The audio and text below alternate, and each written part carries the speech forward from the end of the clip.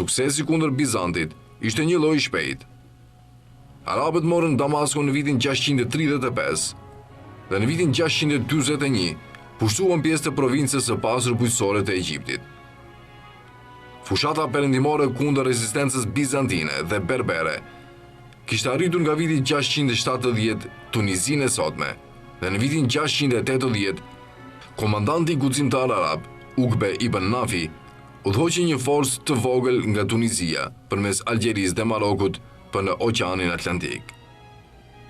Ekspansioni drejt perëndimit i arabëve kulmoi me pushtimin e Spanjës në pjesën e parë të shekullit të 8. Brenda 100 viteve nga vdekja profetit Muhammed, forcat arabe kishin arritur nën kontinentin indian në lindje dhe në perëndim kishin pushtuar Spanjën dhe kishin kapërcyer Pirinejet në Francë përpara se forcat e Charles Martelit t'i ndalnin në betejën e Poitiers në vitin 732.